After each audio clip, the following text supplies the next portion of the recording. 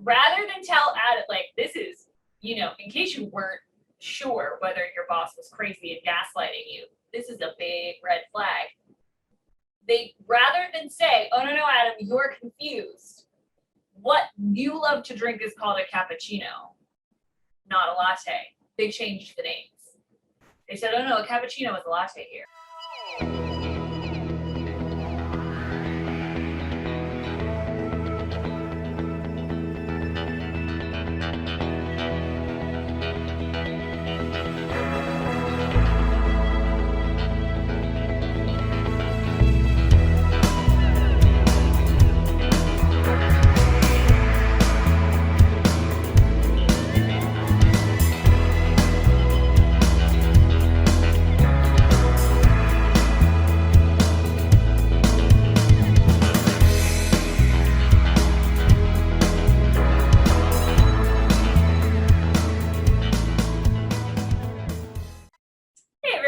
Good doctors of Abbey Research. I'm Dr. Erin. Dr. Kristen. And today we are talking about the 2021, very recent documentary WeWork, or the making and breaking of a $47 billion unicorn. Guys, content warning. We're going to curse in this one. A lot of cursey words. We are big fans of the cursey words in offline life, and we usually keep it to a professional level. We try level. to keep it PG. Adam Neumann demands profanity. He's a dick stain. Like, you want to talk about facts, not fuckery, Emily D. Baker? This entire thing was fuckery. The entirety of WeWork was fuckery. All caps and bold. Like, DEFCON fuckery, this was fuckery. So, for anyone who doesn't know, WeWork is still around. We should say that too. I know. I found that shocking. It's a decent idea. It's a good idea, and if it doesn't have a Jesus narcissist at the top of it, it could work. This is going to be disjointed and ranty. Yeah. So if you're looking, really, really quick, let me explain to you kind of the thing. So Adam Neumann and Miguel, whose last name always write it down. Miguel. Anyway, Adam Neumann is the really impetus of this shit show. Adam Neumann and Miguel, I keep wanting to say Cervantes, and I don't think that's correct, founded WeWork because they both grew up in communal environments. Adam in a kibbutz and Miguel in a commune. And they wanted to take the very kind of the way that offices worked, everyone's in a cubicle or in an office, and make it much more communal. This is a beautiful idea. Miguel McKelvey. There you go. Because I'm sure Miguel Cervantes is famous in my brain for another reason. I'm sure that's an entirely other human person. So Miguel McKelvey, who is eventually kind of pushed out of this narrative. There's a reason we don't know his last name. Because he is the Andrew Garfield character from Social Network. This is totally a Zuckerberg. This is a Zuckerberg situation. But the really interesting thing is that he's pushed out by Adam's eventual wife, Rebecca, and we'll get to that in a minute. So this is a great idea. It's co-working. You've heard of co-working in a million different things. There's lots of companies that do it. What WeWork wanted to do was co-working for extroverted, gorgeous millennials. And It's true. I'm sure they didn't actually ask for headshots, but man, did it feel like they did. It felt like they did. So there was free beer. There was a community snack thing. There was events. We went to a couple WeWork networking events even, especially in 16, 17, where it was big but not cartoonish yet. It was kind of buzzy. You wanted to have a WeWork office. There was 6 in Philly. I knew a lot of people that had them. And it was nice. It's not a new business model. It's a spit shine on an old business model. Yeah. But they kept pretending it was completely brand new, revolutionary. And the thing that pisses me off, no, not even the most, a thing that makes me grumpy is that they took this very, very true human concept, which is that we do get things done quicker together. We are communal creatures. We do need to be in community, and we do need to be doing things together. And they made a capitalist kibbutz out of it. And it was toxic and ugly and everything. So our primary texts for this conversation are not only the documentary on Hulu, which honestly I cannot recommend highly enough. Oh my God, you got to do it. It's a popcorn eating shit show. Like you just, it's that meme where you're just like furiously eating Oh popcorn. my God. And they got some really great experts in it. I loved all the journalists. I love the NYU professor that they Yeah. interview. Like, Yeah. I love it all. It's really well put together documentary. So I also read the book, Reeves Weidemann's book, Billion Dollar Loser. And there's another book as well that I'll be reading in the future. The library is just keeping it from me. I'm sure it's entirely personal. It is. So we've got both. And what I really like now reading the book and the movie is that these are the same, like all of the outrageous facts are true. They are reported by many, many people. The receipts are there. So as crazy as the documentary was, the book is nuttier. It gets into, especially the gender thing, they don't really touch. They don't touch gender in this, no. Not as, I mean, like they hint at it a little, but they do not unpack it. Reeves unpacks it in the book about the specificity of that Rebecca was the only way to be a woman and kind of what that looked like. And you had to be thin and you had to do yoga. And eventually once they get to like the C-suite people like taking over WeWork areas, it's all white dudes. It's all white dudes. Yeah. So this is all so what happened is that Adam just kept valuating it higher and higher and higher. And then the richest man in the world, a guy named Massa, a Japanese gentleman named Massa, agreed with Adam and like baptized him and said, yes, you are a big deal. And eventually WeWork reached a valuation of $47 billion. In like 4 years or something, 4 or 5 years, it was nuts. Here are things that did not happen. Any quality control in their physical spaces, letting anyone external look at their books, suffering any dissent at all within the ranks. If you argued with Adam, you were fired. Any concept of reality. These things did not happen. The quality assurance about the physical spaces is a real problem. All this kind of other stuff. And my brain is just ping-ponging to how awful it is. Yeah. But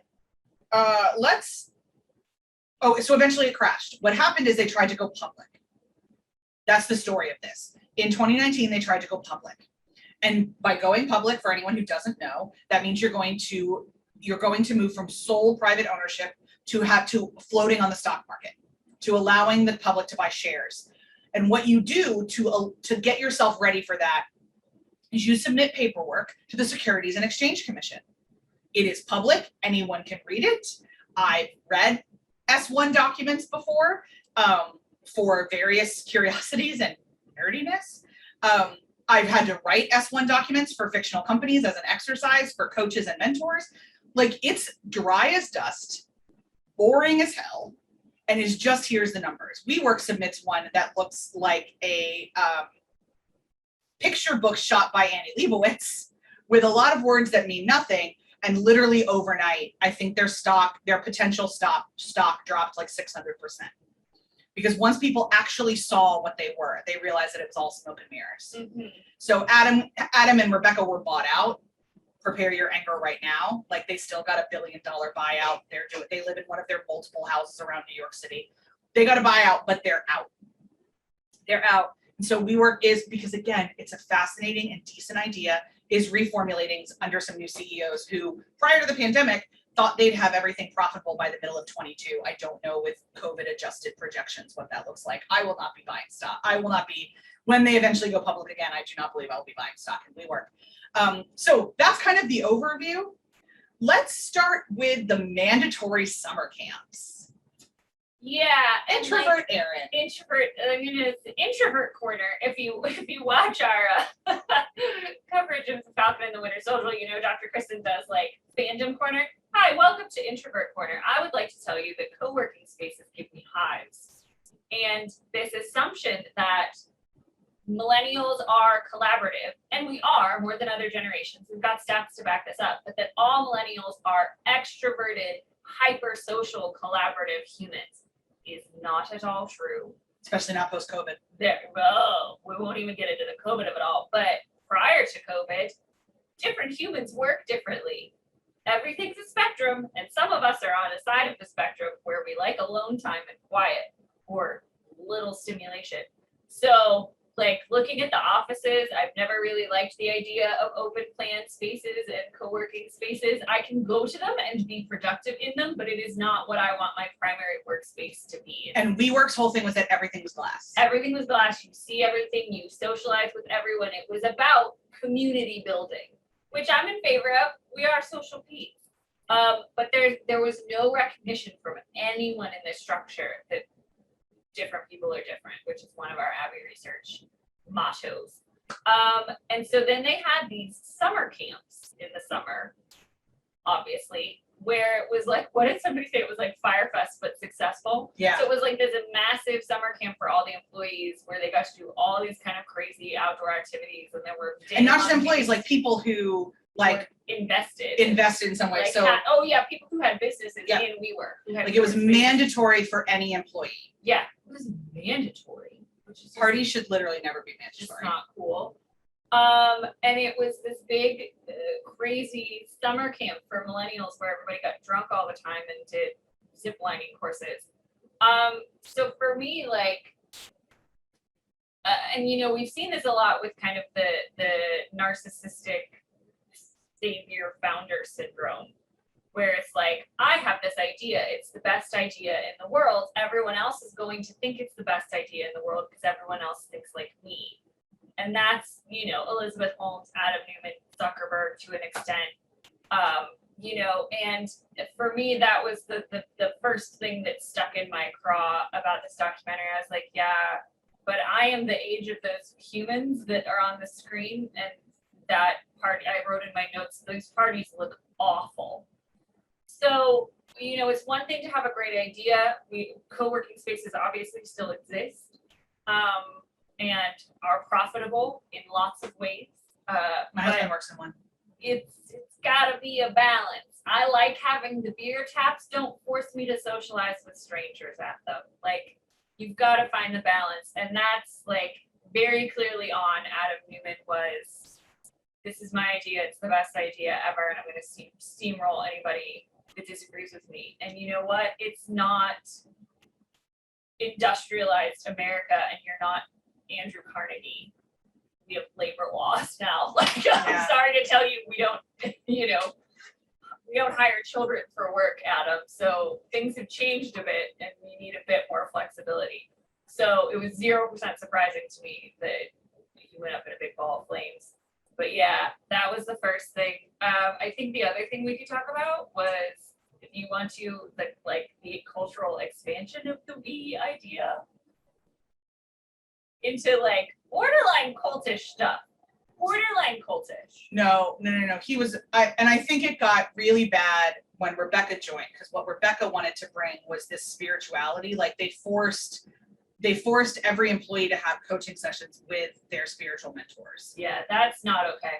It's actually kind of illegal. Yeah. I mean, just throwing that out there. If we're being honest.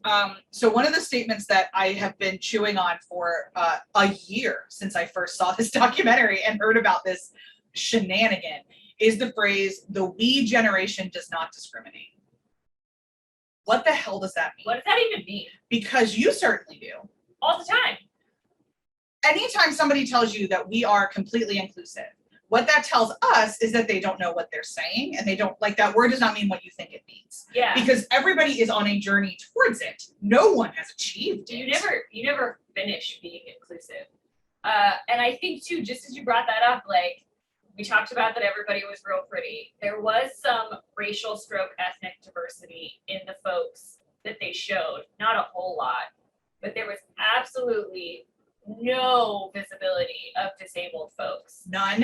In these spaces at all. In the entire, like, all of the various, and I'm assuming that all of the WeWork footage they got from like WeWork promotional things, So all of the WeWork promotional things, there was maybe one girl over a size 12, maybe. Oh yeah. Like there was, and she was in a beer pong contest. And I was like, oh, because it's okay that fat girls drink beer. They have to, because how else are they fat? So there was that. The we generation, the other thing too, and this is like, he takes these things that are 11% true and makes them 400% true. Millennials were the most inclusive generation. until Gen Z. before Gen Z. Gen Z will be the most inclusive generation until Generation Alpha. We grow in inclusivity. It's what we do. The more we allow people to bring their full selves to society, the more we grow. So like, it was like, yes, whatever the fuck the we generation is, it doesn't want to discriminate, but it does. Also, you have to prioritize being your own boss in this. And that's not like, there are people who do not want to do that. There are people who quite enjoy being worker bees, who don't want to start their own thing.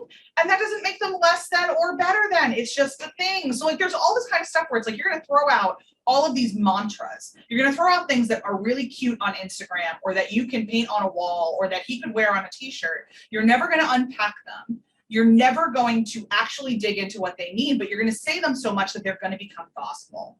And there are like, another reason I should say too, that we throw around the word cult is people talk about how magnetic Adam's personality was. Yeah. And when they left his presence is when they kind of got a dose of reality. So he is obviously a Keith Raniere in the level of his ability to manipulate reality around him. Yeah. And so whether or not WeWork is not NXIVM, there was no sex trafficking, nothing like that. No, you could leave. You certainly could leave. And people got fired all the time. Yeah. But there was other little things too, like Adam was high constantly. From what the book tells us, there were huge presentations that like he would just blow off because he was stoned. There were times that like employees would come in to a WeWork in the morning and find it completely trashed. They checked the video and it was Adam and one of his friends at like 2 a.m. Came in, got really drunk, partied a bunch, and then left the facility. He tried to copyright the word we and have the company pay him something like $90 million for the copyright of the word we. In terms of leadership, he was an utter train wreck. At one point he looked at everybody and said, I could fire all of you and do this myself. And evidently not just once. The talking head who told us that said he said it frequently. All the time. So do that. It's a case study in how not to lead people, for sure. I think too the finances of it was what was so interesting. And like, let's talk about community adjusted Ebitda.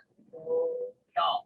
But for me, I am not good with the maths. I am not good with the stock market and understanding the valuation of things. But this is a great documentary for getting a glimpse of that and understanding the process of how businesses get value and how you convince investors. And it just reminded me so much, obviously, we talked about it several times, of Elizabeth Holmes and Theranos, where you sell an idea.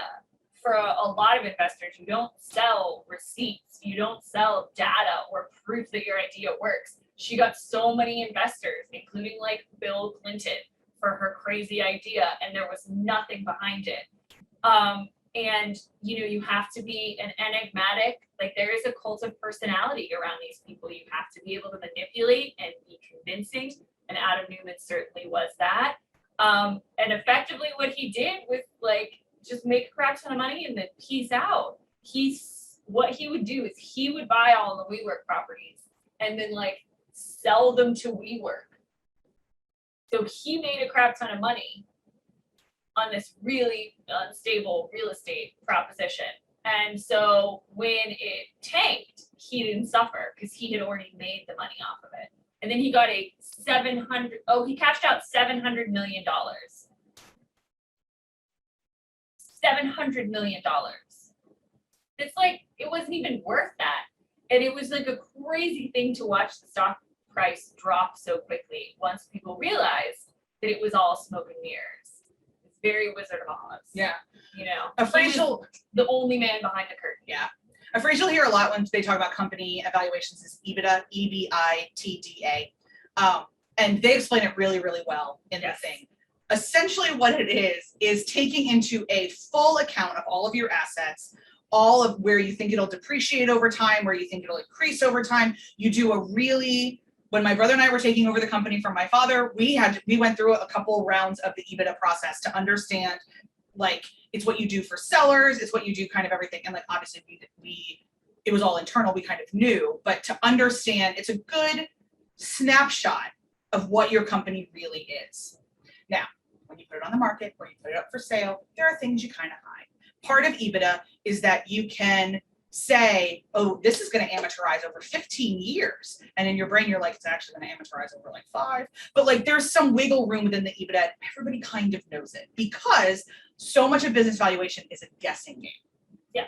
So there's some wiggle, but you're not going to take the piss or be abusive or lie to the SEC.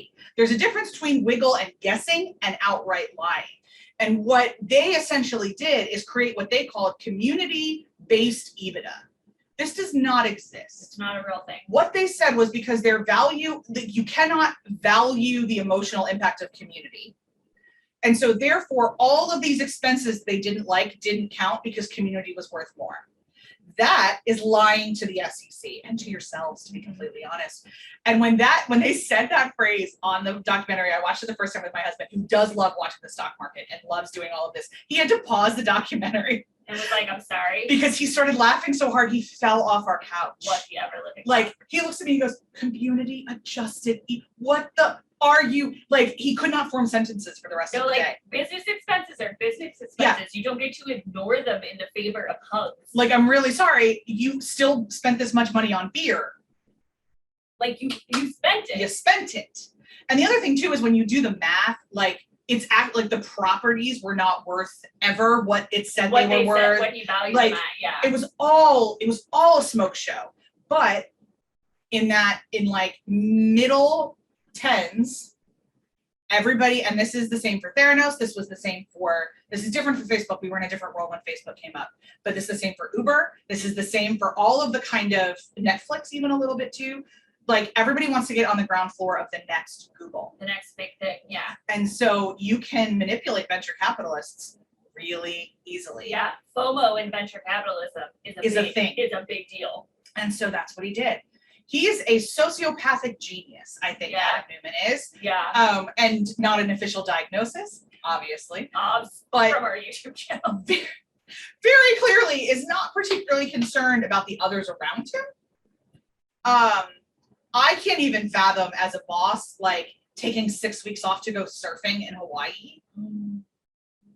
Like, I mean, I enjoy having a little bit of flexibility in my schedule, can't lie. But when I take more than like 3 days off, I start to get high. It's like, I'm bad at 6 weeks to go surfing and you answer your phone occasionally. Like, no, that's not how we do things, pal. That's called retirement. I was about to say, that means you don't want to work anymore. And that's fine. And that's fine. Take your cash and go out. He's, you know, at one point somebody says, if you tell a 30-year-old white man that he's Jesus Christ, he's inclined to believe you. Yeah. He had a long time of people telling him that. And then the minute somebody told him something different, that he fired them. Yeah, there was a lot of gaslighting. Yep, lots of gaslighting. They tell a fascinating story of like The cappuccino latte the thing? cappuccino latte thing, where it was the craziest thing I've ever heard. Literally ever. That's hyperbole, but it was crazy. Where like this reporter, I think from the Atlantic, was Yes. like interviewing him, and they were at a WeWork space, and like Adam ordered a latte, and reporter dude ordered a cappuccino, and they set down the cappuccino, and Adam picked it up and was like, "This is my drink," and the guy was like, "No, that's a cappuccino," and he's like, "But I ordered a latte," and he was like, "Yeah, but that's my cappuccino," and they said, "No, that's a latte." This is what we call them. This is what we call them here. So rather than tell Adam, like, this is, you know, in case you weren't sure whether your boss was crazy and gaslighting you, this is a big red flag. They, rather than say, "Oh, no, Adam, you're confused. What you love to drink is called a cappuccino, not a latte." They changed the names. They said, "Oh, no, a cappuccino is a latte here."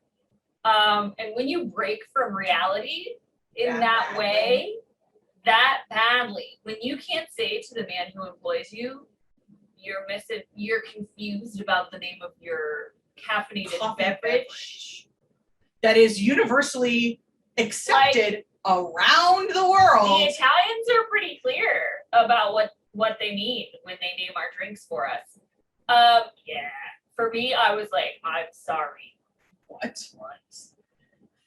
Yeah. So, you know, I think one of the big takeaways from this, as it, like with Elizabeth Holmes, right, is the power that influential people have and charismatic people have. And I wish I was surprised every time we watched one of these, but like literally my first note from this documentary was like, "Oh, I'm so shocked, insert sarcasm, that he was a grifter and like gaslit everyone. Oh, absolutely shocked. But it keeps happening. So for us as people who study like humans and culture and society, I think that's why we're both fascinated by it, is that it keeps happening. Yeah, because people desperately want to be a part of something. Yeah. They want to be loved by somebody powerful. Like there are some very key human nature things that Adam tapped into. Yeah, I will think like a big part of it was that he hired a bunch of millennials who were like couldn't afford to own anything, and he told them they had ownership in the company.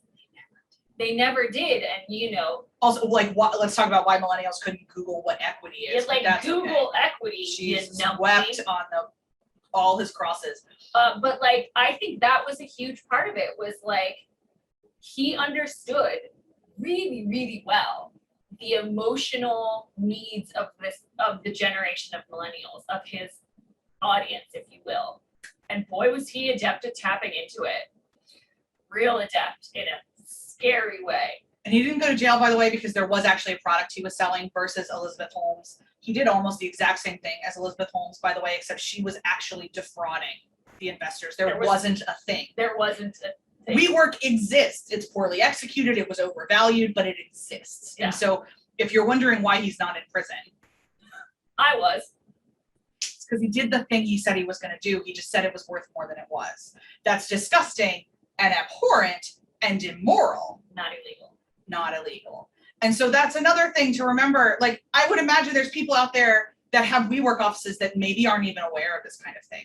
So Google who you work with, you know, do these kind of things. Like, let's do some due diligence because the world is moving really fast and a lot of us can't keep track of everything, i.e. no one can keep track of everything. But this kind of information is out there. If you are like, I'll say even more me, or like Dr. Aaron, who is tangentially interested in this, and I'm like, deep dive, hello, talk to me about human. If there's a YouTube channel about this, can you just please let us know if Dr. Kristen hasn't already found it? Because if there's a YouTube like world, a YouTuber that goes in depth like these documentaries on people. Oh yeah, well Illuminati does it with Corporate Casket. She did it. She did a focus on the family one that was quite good. Oh, I would watch that because they're based in my hometown. So we love this kind of stuff. I particularly love this kind of stuff because again, I am like Dr. Aaron said, it keeps happening. Like nothing in the immortal words of Ecclesiastes, there is nothing new under the sun. And I am constantly amazed by it. Massive thanks to all the reporters who broke this open.